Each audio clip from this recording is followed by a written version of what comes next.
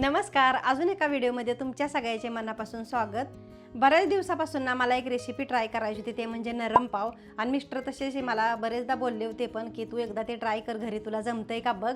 चला म्हटलं आज आपण बनवूया आणि तुमच्यावरही त्याचा व्हिडिओ शेअर करूया. आता तुमच्यातले बऱ्याच जणी असाही विचार करतात की दुकानात एवढ्या स्वस्त पावाच्या लाद्या भेटते त्यांना आजकाल ना सगळीकडे अवेलेबल असते, तर आपण घरी कशाला एवढी झंझट करायची. पण त्यातून अशा काही महिला असतात ज्यांना नवीन नवीन पदार्थ रेसिपी करायला आवडते. त्या जसं काही मला पण आवडतं नवीन नवीन पदार्थ वगैरे ट्राय करायला. आणि जेव्हा आपण एखादी रेसिपी घरी बनवतो ना ती परफेक्ट बनते ना, तेव्हा आपला आनंद काय वेगळाच असतो.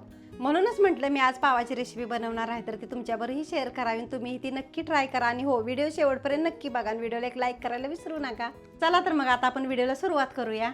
पाव बनवण्यासाठी जी सामग्री लागणार आहे ना ते तुम्हाला मी पहिल्यांदा दाखवते. आता इथे पाव बनवण्यासाठी आपल्याला लागणार आहे 450 ग्रॅम मैदा, 2 चमचे बटर, 2 चमचे साखर, 1 कप दूध, 10 ग्रॅम ईस्ट आणि चवीनुसार मीठ. आता पाव बनवायचं म्हटलं ना की सर्वात महत्त्वाची स्टेप म्हणजे ना ईस्ट फर्मंट करायला ठेवणे, आणि ते कसं फर्मंट करायचं नाही हे तुम्हाला मी दाखवते.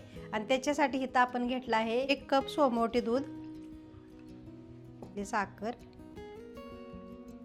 त्याच्यामध्ये ईस्ट. आता इथं ना दूध घेताना एक काळजी घ्यायची की आपलं दूध ना सोमवती पाहिजे. सोमवती म्हणजे आपण त्याच्यात बोट घालण्या इतपतच गरम, जास्त गरमही घ्यायचं नाही आणि एकदम थंडही घ्यायचं नाही. तसं जर घेतलं ना तर आपलं ईस्ट फर्मंट होत नाही. आता हे ईस्ट आहे ना आपण दुधात चांगलं मिक्स करून घ्यायचं. त्याच्या छोट्या छोट्या नागाट्या तयार होते आणि ते आपण चमच्या साह्याने अशा मोडून घ्यायच्या. आता हे ईस्ट आपण 5 ते 7 मिनिटं रेस्ट करायला ठेवणार आहोत. ह्याच्यावर आता झाकणी ठेवायची. तर हे आपलं इथं मस्तपैकी ईस्ट फर्मंट झालेलं आहे. तर आता आपण डो बनवायला घ्यायचा. हा घेतला आहे मी 450 ग्रॅम मैदा, त्याच्यात थोडंसं अर्धा चमचा मीठ. आता हे आपल्याला चाळून घ्यायचं.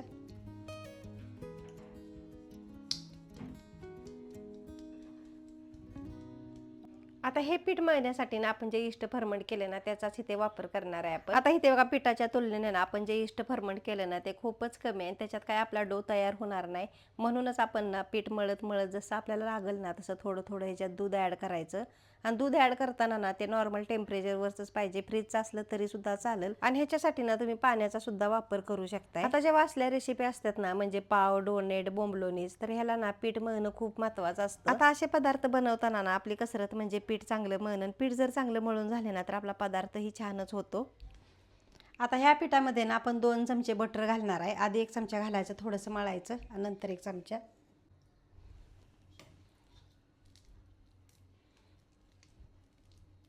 तर ह्याच्यामध्ये ना आपण 2 चमचे बटर घातल्यानंतर ते चांगलं 15 मिनिटं जर आपण असं मळायचं.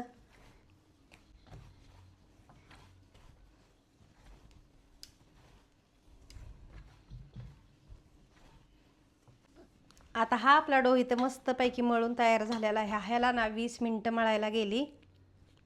आणि आता ह्या बाउलला मी थोडंसं तेल लावलं आहे, ह्याच्यामध्ये आपण हा ठेवायचा 1 ते 1.5 तास, म्हणजे मस्तपैकी हा छान फर्मंट होईल. ह्याला वरून पण थोडंसं मी ऑइल लावते.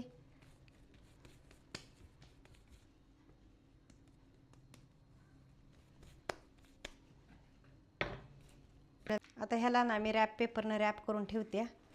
जरी एखादा असा कपडा जरी टाकून ठेवला तरी पण चालतंय, पण माझ्याकडे हाय पेपर म्हणून मी तो लावते.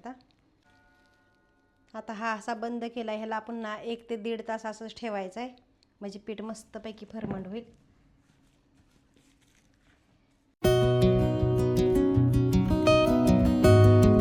आपला असा डो मस्तपैकी फुगून तयार झालाय. अरे बाप. आता ना थंडीचा दिवस चालू आहे ते म्हणून हे पीठ ना लवकर फर्मंट होत नाही. ह्याला ना थोड्याशा उभीच्या जागी तुम्ही 1.5 ते 2 तास ठेवलं ना तरी सुद्धा चालतं, म्हणजे हे भरपूर डबलच्या क्वांटिटीत फर्मंट होतं. आता ह्या पिठाचे ना गोळे करायच्या अगोदर ना अजून 2 मिनिटं आपण हे पीठ, घरातलं पीठ जसं मळतो ना तसंच आपलं मळून घ्यायचं आणि मग नंतर ह्याचे गोळे बनवायला घ्यायचे. पण त्याच्या अगोदर ना मी इथं माझ्याकडे जो चौकोनी टीन आहे ना त्याला असं तेल वगैरे लावून ठेवलं. तुम्ही इथं ना जर तुमच्याकडे टीन नसेल तर कुकरचा डब्बा किंवा एखादा ट्रे सुद्धा वापरू शकताय. तुम्ही इथं ना पावाचं गोळं बनवताना अगदी माप घेऊन ना सगळे गोळे एकसारखे सुद्धा बनवू शकता.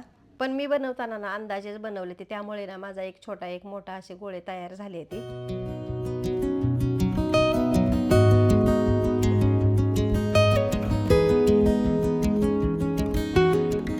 आता इथे मी तुम्हाला दाखवते ना त्या पद्धतीने आपल्याला प्रत्येक गोळा तयार करायचा आहे आणि तो असा राऊंड मध्ये करून ना आपल्याला टीन मध्ये ठेवायचा आहे.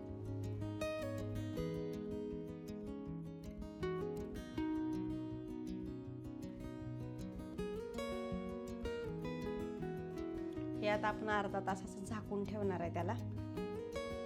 आता मी इथे ना हे पाव बेक करण्यासाठी ओटीजीचा वापर करणार आहे आणि त्याच्यासाठी ना मी आधी ओटीजी प्रीहीट करायला ठेवला. आता इथं कोणतीही वस्तू आपल्याला जर ओव्हनमध्ये बनवायची असेल ना तर त्याला प्रीहीट करणं खूपच महत्त्वाचं असतं. त्यासाठी इथं मी 180 डिग्री सेल्सिअसवर ओव्हन प्रीहीटला ठेवला आहे 10 मिनिटासाठी. आता हे झाकून ठेवून आपल्याला अर्धा तास झालेला आहे. तर हे बघा अजून डबल क्वांटिटीत असं फुलले ती मस्तपैकी.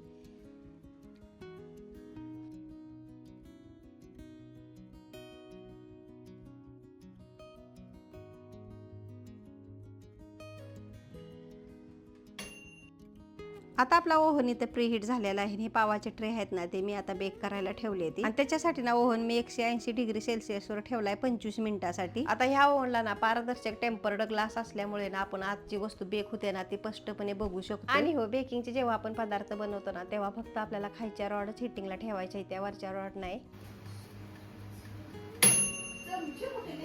आता मी इथं ना 25 मिनिटाचा टायमर लावला होता आणि टायमर लावला ना की टाईम झालं ना की ऑटोमॅटिक हा ओव्हन बंद होतं, म्हणजे 1 घंटी वाजते. तसाच हा बंद झालेला आहे. तर आपलं बघूया पाव कसं झालंय ती. तर हे बघा दिसताना तर खूपच छान दिसते ते, पण आता आपण हे काढून सुद्धा बघूया बाहेर. वाव, हे बघा बटर लावून ठेवायचं. वरची बाजू आहे ना ती ड्राय झाल्या म्हणून आपण त्याच्यावर ना बटर लावायचं चांगलं आणि छानपैकी झाकून परत एकदा ठेवायचं त्याला. कलर तर बघा किती छान आलाय आपल्या पावांचा. आता ह्याला ना आपण लगेच बाहेर काढायचं नाही. बटर लावल्यानंतर ना गार होईपर्यंत चांगलं आपण झाकून ठेवायचं. एकदम थंड झाल्यावर ह्याला काढायचं. आपण छोटे बनवलेत ना त्याला सुद्धा असं चांगलं बटर लावून ना आपण हे सुद्धा झाकून ठेवूया. चला तर आपले पाव गार झाले ती आणि आपण आता ते डिमोल्ड करूया. हे बघा. आणि एवढं लक्षात ठेवायचं की आपण जेव्हा ओव्हनमधून पावचं बाहेर काढतो ना तेव्हा ते पूर्ण थंड होऊन द्यायचे आणि मगच डिमोल्ड करायचे. नाहीतर काय होतं, गरम असलं ना की खायच्या साईडनं आपण काढल्यानंतर त्याला पाणी सुटतं. म्हणून ते पूर्ण असे ना टीनमध्येच थंड होऊन द्यायचे.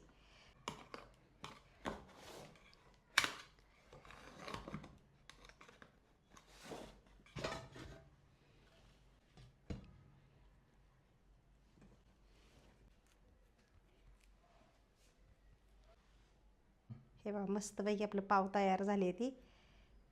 हे बघा, वाव मस्त. तर हे बघा मी पण पहिल्यांदाच पाव केले ती, पण मस्तपैकी ना कापसासारखं लुसलुशीत झाली ती. असं मला वाटलंही नव्हतं की इतकं छान पाव होतेली. आणि अजून तुम्हाला ना कोणकोणत्या पदार्थाच्या रेसिपी पाहिजेत ना ते मला तुम्ही कमेंट करून सांगा. मी नक्कीच बनवण्याचा प्रयत्न करेन. हे बघा अगदी विकतच्या पावागतच पाव आपला तयार झालेला आहे. अशा घरी पाव बनवून ना आपण कोणत्याही रेसिप्या करू शकतो, जसं काय मिसळपाव, वडापाव, पावभाजी. तर तुम्ही ही नक्की एकदा घरी ट्राय करा आणि बघा कसे होत आहेत आणि मला कमेंट करून सांगा.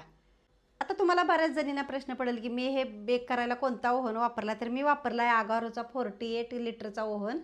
आणि ह्याच्यामध्ये ना आपण अजून बरेचसेच पदार्थ बनवू शकतो आणि मी पण अजून बरेचसेच पदार्थ ट्राय करणार आहे, तुमच्याबरोबर शेअरही करणार आहे. आणि या ओव्हनची ना लिंक मी आपल्या डिस्क्रिप्शन बॉक्समध्ये दिलेली आहे, तर तिथे जाऊन तुम्ही नक्की चेकआउट करा. आणि प्रोडक्टसुद्धा मी टॅग केलेला आहे, तिथेही तुम्ही जाऊन बघू शकता.